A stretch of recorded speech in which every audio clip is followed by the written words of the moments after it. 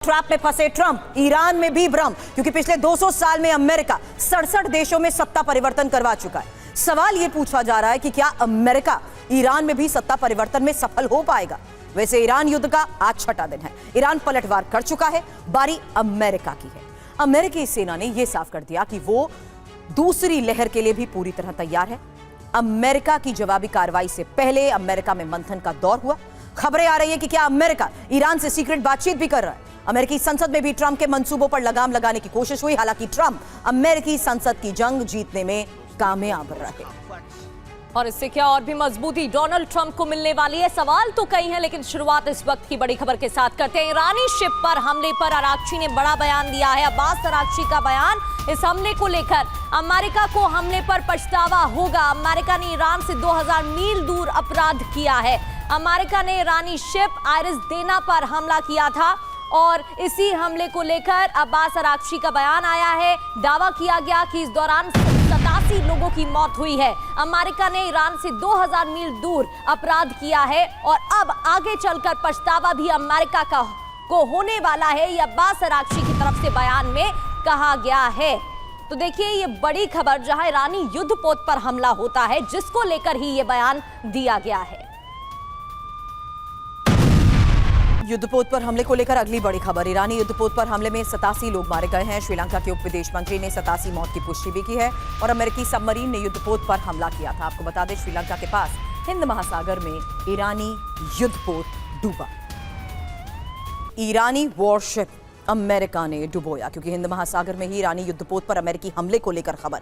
Iran की iris देना युद्धपोत को अमेरिका ने डुबा दिया। हालांकि अमेरिकी नौसेना की पनडुब्बी से टॉर्पेडो अटैक किया गया। श्रीलंका के पास अमेरिकी पनडुब्बी ने युद्धपोत को डुबोया। बड़ी बात यह है कि युद्धपोत में 180 लोग सवार थे। ईरानी वॉरशिप से 87 शव भी बरामद हुए हैं। 32 लोगों को रेस्क्यू किया गया। साथ ही श्रीलंका नेवी का सर्च ऑपरेशन भी जारी है। श्रीलंका के विदेश मंत्री ने यह जानकारी दी है और इस बड़ी खबर पर और डिटेल जानकारी आपके सामने रखे करेंगे एक्सपर्ट से सवाल, क्योंकि major general Sanjay Meston sir, रक्षा विशेषज्ञ, इस वक्त स्टूडियो में हमें ज्वाइन कर चुके हैं। साथ ही कमांडर राजीव सरदारा सर भी इस वक्त हमारे साथ है और पूर्व राजदूत महेश सचदेव सर भी हमारे साथ है। मेस्टन सर, ये हमला किस तरीके से सिचुएशन को और इग्नाइट कर सकता है? सर, अरागची का वो बयान भी हमने सुना और ये सवाल इसलिए कर रही हूं सर, क्योंकि ईरान जिस स्तर पर अभी तक हमलों को अंजाम दे रहा था, वो ये साबित कर चुका है कि यूएस बेस हो, यूएस कॉन्सुलेट हो या अमेरिकी सैनिक, सभी उसकी रडार पर है।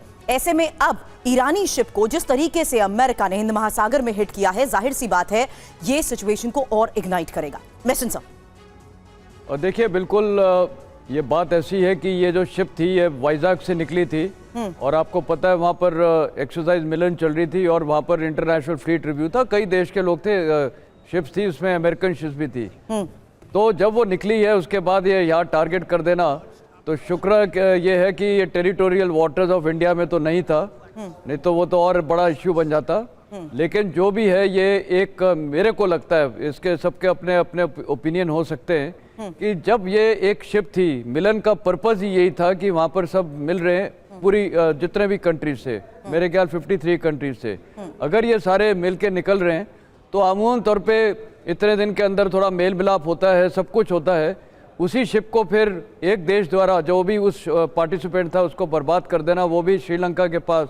तो ये एक, मैं बोलूँगा, मेरे को तो एक लगता है कि इमोरल एक्ट है।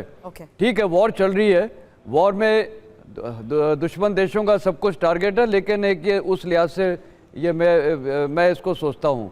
अब अगर ये डैमेज हुआ है और सॉलिड डैमेज हुआ है, जिसमें 87 प्लस सेलर्स तो मर गए हैं और ये फ्रिगेट थी, तो ये तो एक बहुत बड़ा नुकसान है ईरान के लिए, ईरान की नेवी के लिए, या ईरान के एक, मैं बोलूँगा, वजूद के लिए।